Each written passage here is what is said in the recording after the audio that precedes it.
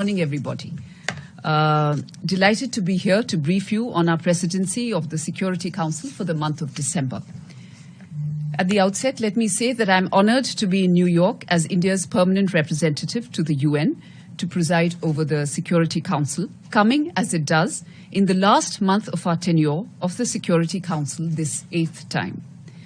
Over the last 2 years of our membership of the Council, I can say with confidence that we have been shouldering responsibilities well and making every effort to bridge the different voices within the Council so as to ensure that the Council itself speaks in one voice as far as possible on a variety of issues.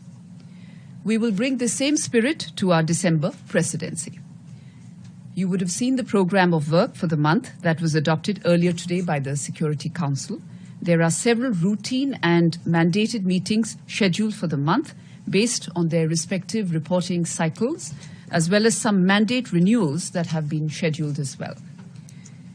Given the holidays that come at the end of this month, the program is very packed. Nevertheless, we have tried to leave space for any contingencies. Since you have the program in front of you, I will not get into the details. I will, however, brief you on our signature events. Sorry? Oh, the program is... It's on email. It is being distributed right now. So I was saying that we will now, I will focus on the signature events.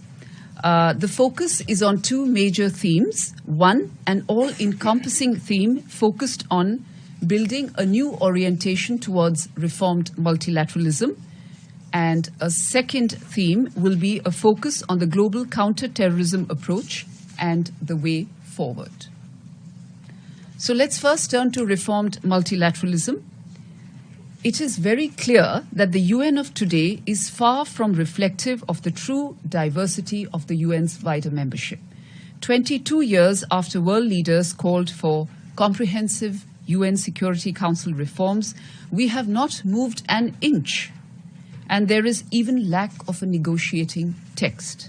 Similarly, the global development architecture outside the United Nations is equally distorted and would require intense efforts to enhance the coherence and consistency of the international monetary, financial, and trading systems. There is a ray of hope, if I may put it that way. During high-level week in the course of UNGA 77, 76 countries favored UNSC reforms and 73 spoke for UN reforms. This is not a serendipitous coincidence, but a reflection of the thinking of the wider membership. Clearly, the multidimensional crises facing the world today demand a representative multilateral architecture that is reflective of contemporary global realities and is well equipped to meet emerging challenges. The UN must be fit for purpose.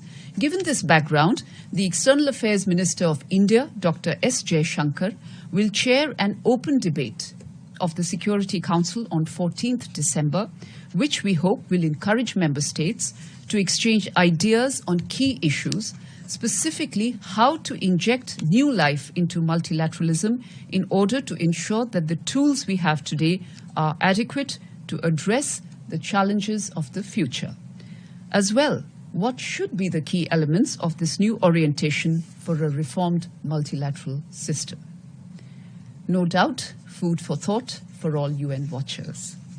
Then, on 15th December, the External Affairs Minister will chair a briefing of the Security Council on a global counter-terrorism approach, specifically an exchange of views on the principles and the way forward. The threat of terrorism is grave and universal, and it is also transnational in nature. You will also agree with me that there has been a resurgence of terrorism in recent times. There is also an increased risk of terrorists exploiting the proliferation of digitalization, new and emerging modes of communication, and financing technologies. The existing and emerging threats call for a renewed collective approach to terrorism.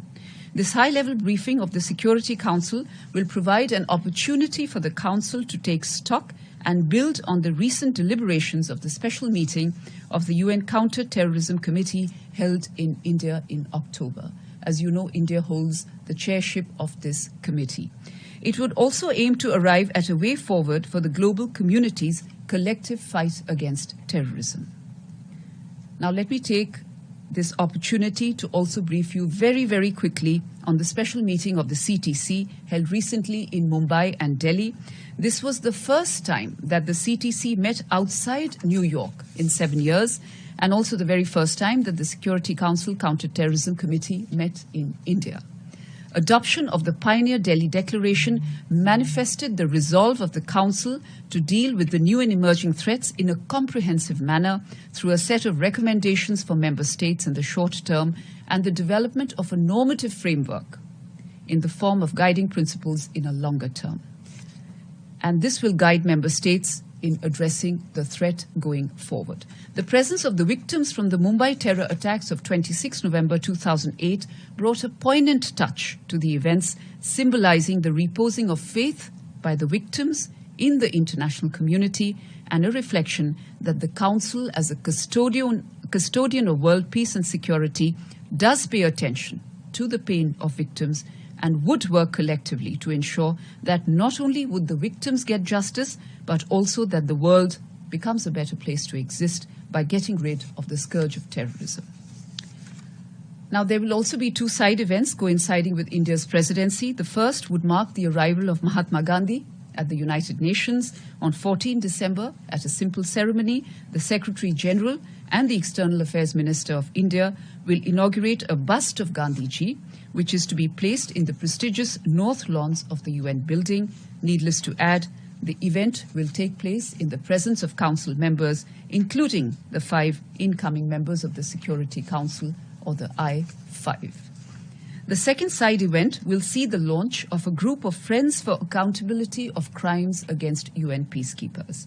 As many of you would know, a more robust peacekeeping has been one of our priorities in the Security Council, and in following up to Resolution 2589, which had focused on the safety and security of peacekeepers, the group of Friends will keep the spotlight on an issue that is fundamental and, if I may say, existential to the task of peacekeepers. I would also like to mention that starting today, India has taken over another presidency, that of the G20. It is indeed an honor for us to lead a group that represents 85% of the world's GDP and 75% of global trade. As noted by our Prime Minister, our presidency of the G20 comes at a time of crisis and chaos in the world. The world is going through the after effects of a disruptive, once-in-a-century pandemic, conflicts, and much economic uncertainty. At such a time, the world looks to G20 with much hope. India's presidency would be a watershed moment in her history as it seeks to play an important role in finding pragmatic global solutions for the well-being of all, and in doing so, to manifest the true spirit of the world being one large family, which is very much a part of Indian ethos. As the G20 president, India will thus set the agenda for the year, identify the themes and focus areas, conduct discussions, and deliver the outcome documents. As the Indian Prime Minister has stated, the presidency will be ambitious, decisive, and all-inclusive, underpinned by the thinking, one earth, one family, one future.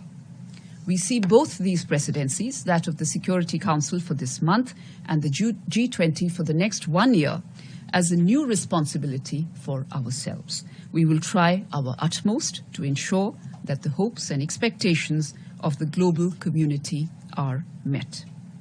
One final word, we will also be promoting millets. 2023, as you know, is the International Year of Millets, and this was a resolution that was adopted unanimously by the General Assembly. Millets are very healthy, environment friendly, and in the course of the next few weeks and months, I would urge you, and we would certainly welcome you to some of our events where we will be promoting millets. Thank you very much.